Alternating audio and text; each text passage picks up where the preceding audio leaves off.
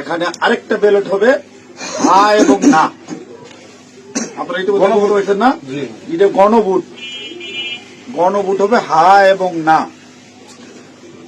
যদি আপনারা যারা আওয়ামী লীগ করেন, যারা অন্যান্য দল করেন, তাদের কাছে তাদের জ্ঞাতার্থে সুবিধার্থে আমি জানাচ্ছি, যদি হা জয়যুক্ত হয় কোন ক্রমে, সারা দেশে যদি হা জয়যুক্ত করা মানে ভোটে জয়যুক্ত হয়, তাহলে এদেশের স্বাধীনতার পরে ৭২ যে একটা সংবিধান ছিল, শেখ মুজিবুর সাহেব করেছিল, ডক্টর কামালের হাতে লেখা,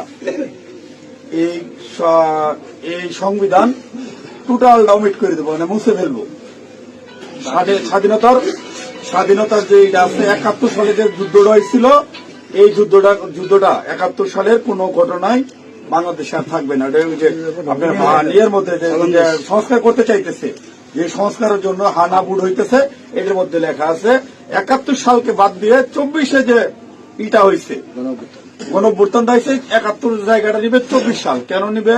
এটা একটা কারণ আছে, জামাত ইসলামের একটা কারণ আছে। জামাত ইসলাম ৭১ সালে দেশে স্বাধীনতা চায় না, এদেশে বাংলাদেশের স্বাধীন হোক, বাংলাদেশ স্বাধীন হোক, জামাত ইসলাম কিন্তু এটা চাই নাই। যারা আওয়ামী লীগ করেন তারা একটু খেয়াল করে শোনেন। যদি হা জয়যুক্ত হয়, তাহলে আওয়ামী লীগ কিন্তু এখন মানে কি জানি প্রজ্ঞাপনের মাধ্যমে আপনার স্থগিত হয়েছে, আওয়ামী লীগ নির্বাচনে অংশগ্রহণ করতে পারবে না। যদি হা জয়যুক্ত হয়, তাহলে আওয়ামী লীগ একবারে আর কোনো মিটিং টিটিং হবে না, মিটিং টিটিং সংসদে কোথাও উঠবে না। ওই হার মধ্যে এই লেখা আছে আওয়ামী লীগ নিষিদ্ধ। এই যে ২৪ সালে গণহত্যার জন্য আওয়ামী লীগ কিন্তু নিষিদ্ধ হয়ে যাবে আপনাদের ভোটেই।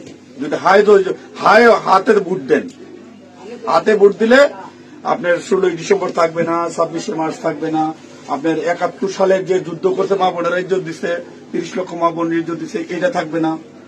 অর্থাৎ আপনারা যারা আওয়ামী লীগ করেন, দয়া করে আপনারা না ভোটের জন্য হলো আওয়ামী লীগের তো আমরা আসলে বিএনপিটা হইতেছে উদারপন্থী রাজনৈতিক দল।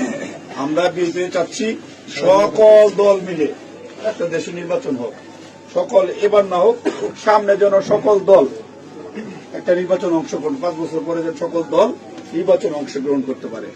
আপনারা আপনাদের যারা আওয়ামী লীগ করেন, আপনাদের দল রক্ষা করার জন্য আপনাদের কেন্দ্রে যাইতে হবে, ঠিক আছে? আপনাদের কেন্দ্রে যাইতে হবে, আপনাদের দল রক্ষা করার জন্য, না ভোট দেওয়ার জন্য, হইলে সার্বভৌমত্ব দেশ রক্ষা করার জন্য ৭১কে ফিরিয়ে, মানে ৭১ যেভাবে আছে স্বাধীনতা যুদ্ধটার ইতিহাস আছে, এই ইতিহাসটা রক্ষার জন্য হইলেও যারা না ভোট দিবেন, যারা আওয়ামী লীগ করেন, আপনাদের কেন্দ্রে অবশ্যই যেতে হবে।